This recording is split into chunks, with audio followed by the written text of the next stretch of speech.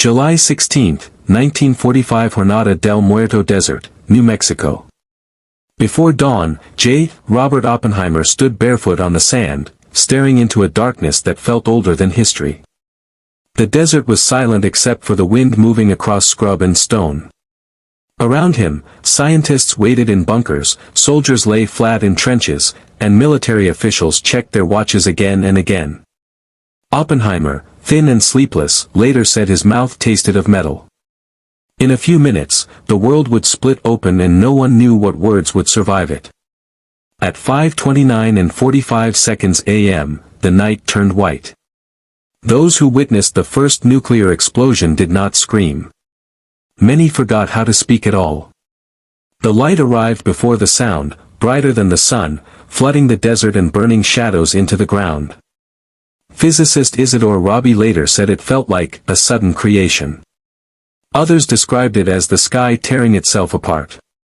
For a fraction of a second, the future revealed itself and then slammed shut. Oppenheimer remembered a line from the Bhagavad Gita rising uninvited in his mind, "Now I am become death, the destroyer of worlds." He did not say it aloud. Most people didn't say anything at all. When the shockwave arrived, it hit like a physical force, rattling bunkers miles away. Some men laughed nervously. Others sat down, stunned. Brigadier General Thomas Farrell later wrote that several observers wept openly. The entire world, he said, had been changed. But this was still a secret, still contained. The people who truly spoke, who tried to find language for what they had seen, would come later. They would be civilians. They would be children. They would be the ones standing directly beneath the fire.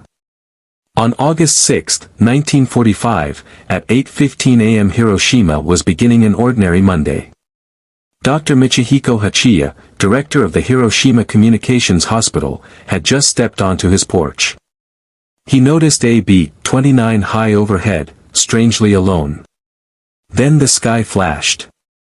Not orange. Not red. Only white. Hachiya was thrown into the air.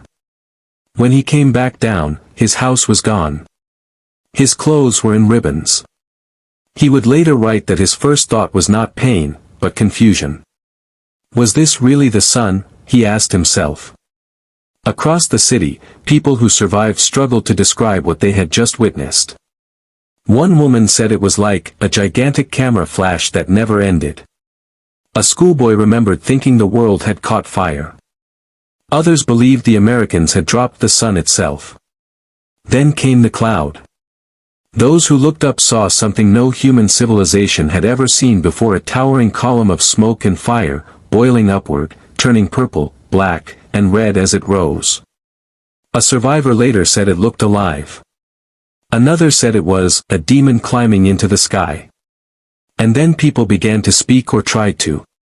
A man stumbling through the ruins whispered again and again, it's over," though nothing was over at all. Burn victims asked doctors why their skin was falling off like cloth. Children asked where the city had gone. There were no answers that made sense. 3 days later, on August 9, 1945, Nagasaki saw the same light. Father John Siems, a German Jesuit priest, was knocked unconscious by the blast. When he awoke, the valley below was a wasteland. He wrote that it looked like the end of the world. A Japanese doctor nearby said simply, "This weapon is cruel beyond words." Even the men who delivered the bomb struggled for language. Colonel Paul Tibbets, pilot of the Enola Gay, watched the mushroom cloud climb higher than any storm he had ever seen. He said it was beautiful, a word that haunted him for the rest of his life. His co-pilot said nothing for several minutes. When he finally spoke, it was only, "My God." Back in the United States, President Harry Truman was told the news aboard the USS Augusta. He called it the greatest thing in history. But not everyone agreed. Some scientists celebrated. Others fell into silence. Leo Szilard said humanity had crossed a line that could never be uncrossed. And among survivors in Japan, the words grew quieter with time. Many stopped speaking altogether. Because how do you explain seeing the sun fall out of the sky? How do you describe a light so powerful it erases shadows, memories, and futures in the same instant? Even decades later, survivors would pause mid-sentence, searching for a word that does not exist. They all agreed on one thing. Whatever they saw that day was not just an explosion. It was the moment the world learned what it was capable of and what it might never escape again.